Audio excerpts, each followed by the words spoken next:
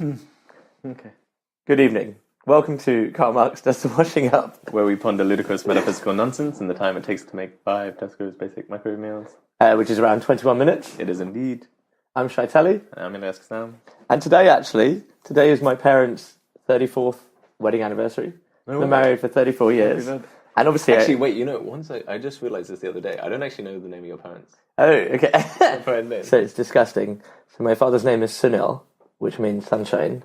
And my mum's name is Varsha, which means rain.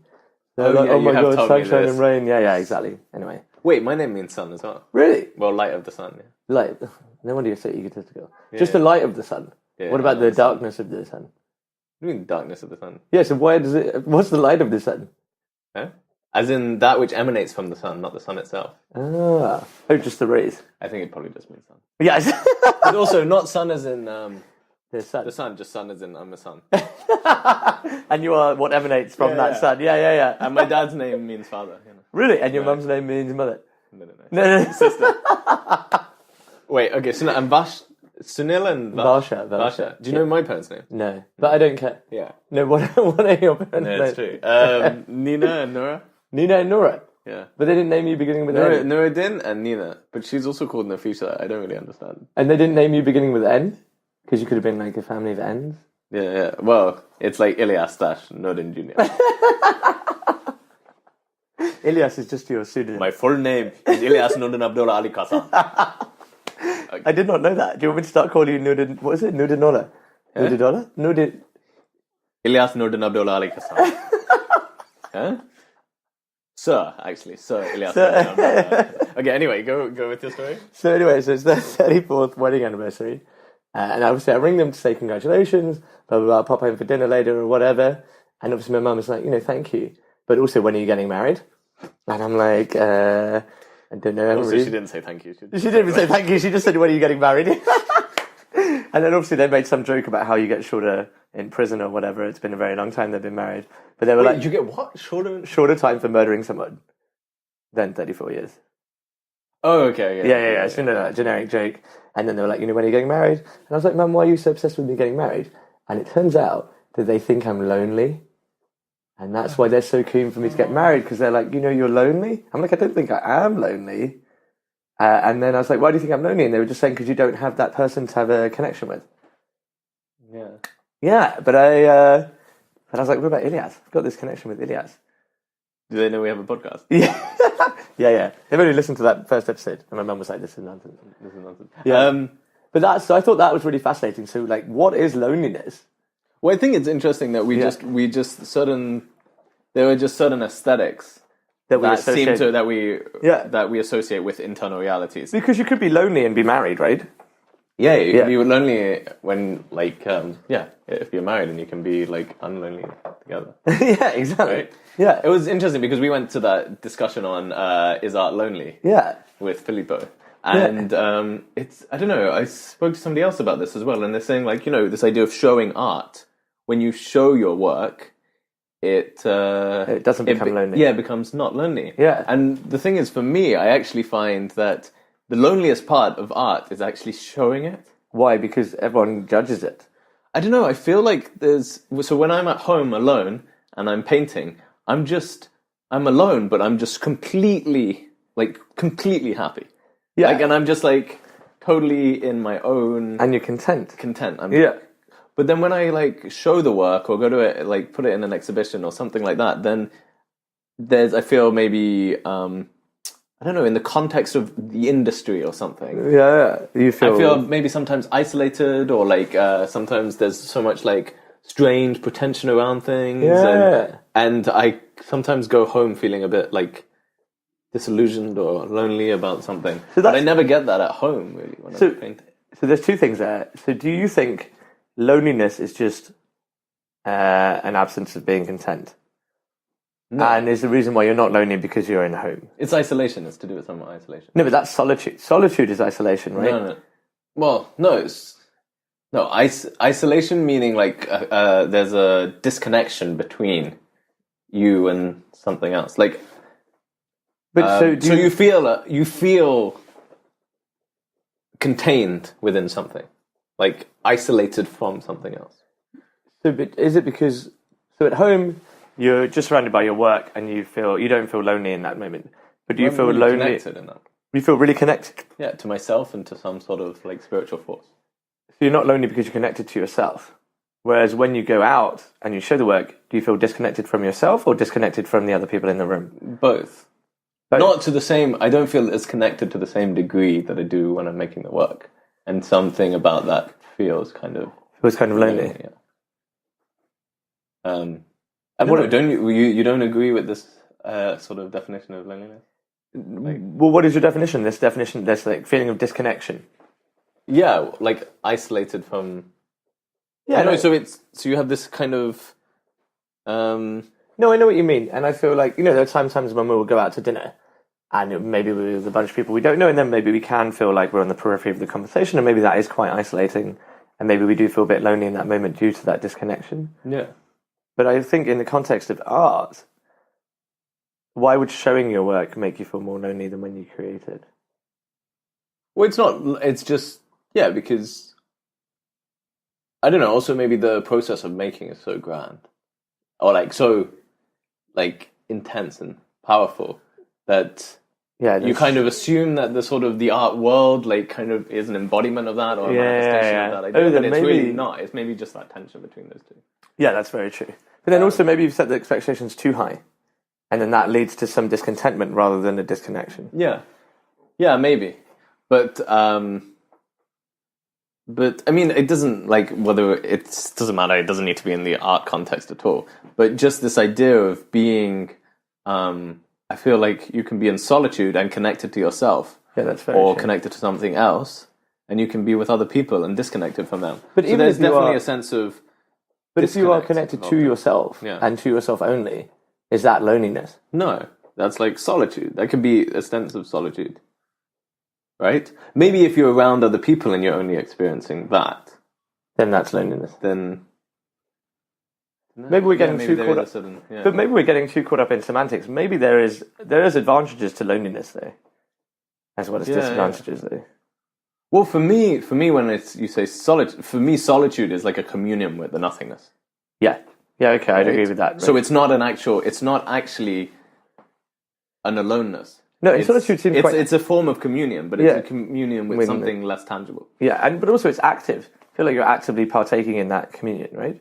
Whereas loneliness feels less active. Loneliness is maybe something you don't choose to do. Yeah, but you don't necessarily choose to be connected to somebody or feel connected to something. No, but that's true. But I mean, you just feel it. Yeah, that's true. But a lot of times we take steps to feel it, like we meditate or we take ourselves away from the world to try and feel this connection. Yeah, but sometimes you just meet somebody and you have that amazing connection, and sometimes you just meet them and you just don't. You have that sort of... Yeah, but even meeting someone, but that's not a connection with nothingness. Yeah, but it's the same sort of thing. In certain moments you feel connected to some ethereal force, and some moments you just don't. Sometimes you try and you don't succeed, sometimes you don't try and you do succeed. Yeah, that's very true, actually. Right? Yeah. But wait, you were saying... But I feel like I can't say any of this to my mother. Like, she's like, I think you're lonely. I can't be like, Mum, I'm not. Yeah, but there's nothing on our podcast you can say to your mum. There's absolutely nothing. Like, if you're looking about things to say to your mum, you don't go to Karl Marx as a washing up for a source. As a source. Yeah, but if I'm not making this podcast for my mother, who am I? Oh, I'm making it for myself. Yeah. But you are your mother, yeah. Yeah, exactly.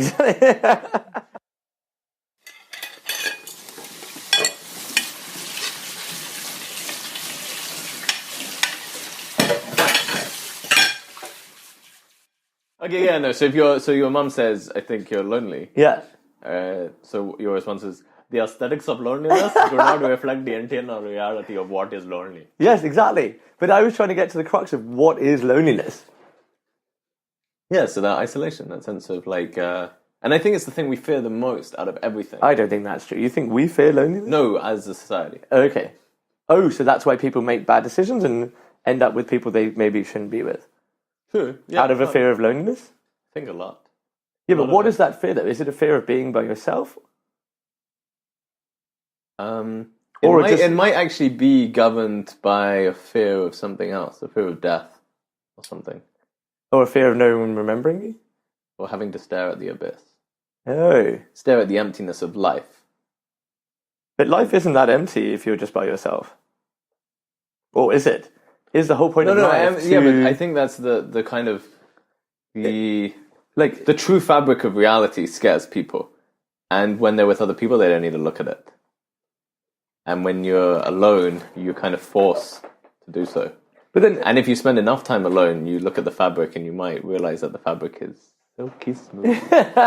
or you might think the opposite, right? You might fall into depression and realize that it's not for you. Yeah. But then having said that, so like... But it's not that... But then you're... Go on. No, but in like ancient civilization, it made sense to partner up with someone. But do you think in today's society, we still fear loneliness? Like, it made sense to have somebody there for protection. Yeah. And I don't mean just like a man and a female. I mean just like in a collective. There would be a lot of you, wouldn't they? Yeah, but I still think that makes sense. Like, I think we value community because there's like a socializing, there's a, there's a bond, there's a warmth, there's a sense of love. There's still like, even though we live in quite a sort of nice, civilized reality. Yeah, there still is that. Yeah. And also, we still do ostracize those of us who are outcasts, right? We still do ostracize outcasts. We still do, like, people who think very differently to society are pushed to the edges of society. So they need their own community. Yeah. So,